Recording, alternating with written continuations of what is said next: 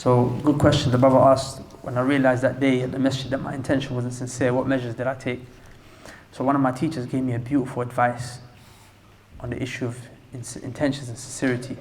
He told me, number one, he said, the more your time increases with the people in public, make sure your time with Allah increases in private. Number one. If you find that you're just always with the people, public, but your privacy with Allah is very minimal, then know that there's something wrong. Number two, he said, try to do lots of good deeds for which no one can ever say thank you. Try to do deeds for which people can't say thank you, because no one ever knew you did it. For example, visiting people who are in hospital sick that you don't know, giving charity to people in a place in the world that you've never seen, and they'll never be able to say thank you to you.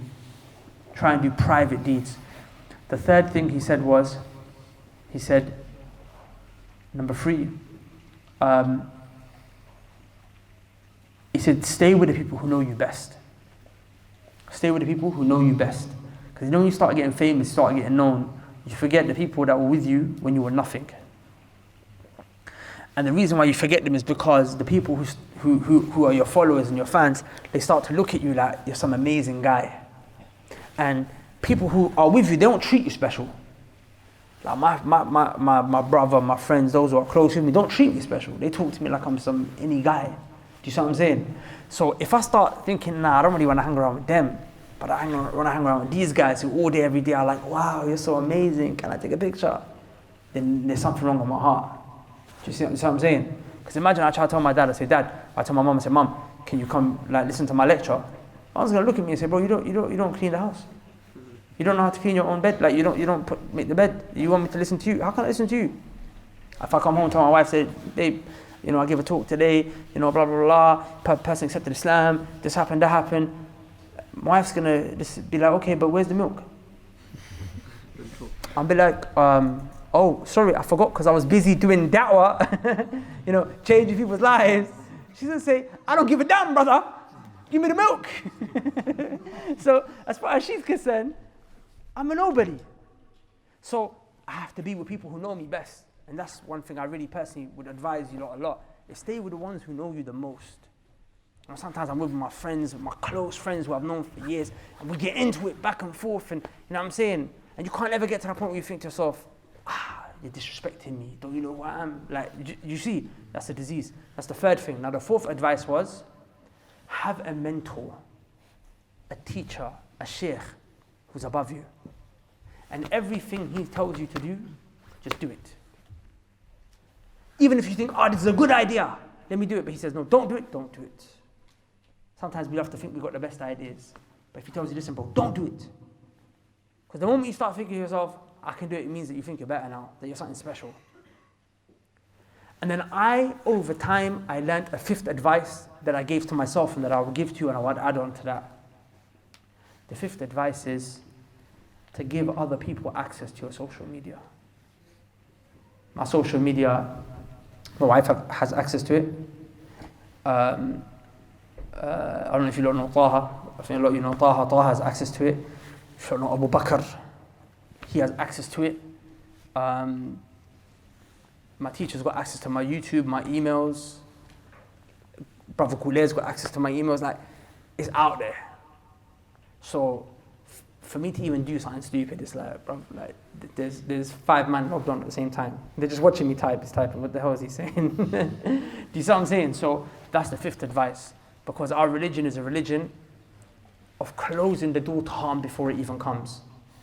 I mean, am I the kind of person to do something mad on social media and have mad conversations behind the doors? No, I'll be honest with you, I'm not, alhamdulillah. But am I human and may I slip one day? Positively, if that's even a word. So I have to close the door to harm before it comes, you see?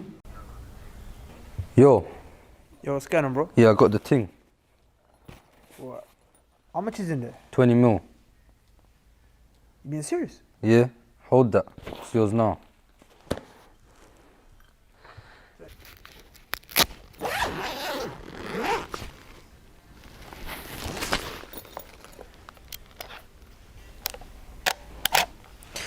You guys are probably wondering how this dusty looking camera is worth 20 mil. Let me break it down for you. About 6 years ago, some brothers and sisters gave us about £600 in order for us to purchase this camera to make da'wah videos. 6 years later, alhamdulillah, we made well over 1,000 videos and we reached over 20 million plus views on YouTube alone without taking into account all the other social media platforms that we're on. So those people at the time when they gave that money, I don't think they had any idea that that £600 that they gave was gonna go towards a camera that would reach 20 million people who watch videos and they changed their lives after having watched them, who watched these videos and started praying, who watched these videos and accepted Islam. Can you imagine if they were sincere, the kind of reward that they're gonna get on the day of judgment, inshallah ta'ala? But now here's the issue. This camera is 6 years old. I mean, there's cracks in it, it's breaking, it's well past its sell by date. We're trying to take things up to the next level. In order to do that, we need a new camera. In fact, we need more than one. We need more equipment. We need to actually hire a bigger media team. But all of this stuff, it comes with expenses, it comes with costs. And over the next 6 years, inshallah ta'ala, we're looking to reach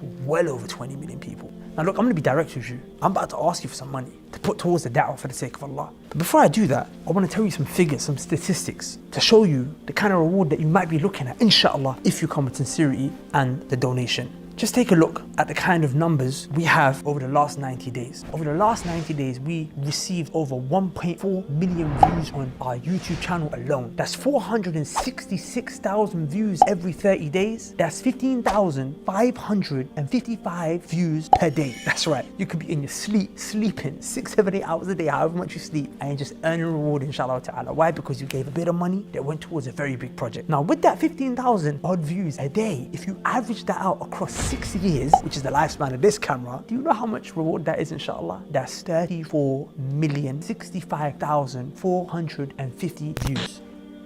I don't know about you, but that kind of reward, I need that in my life.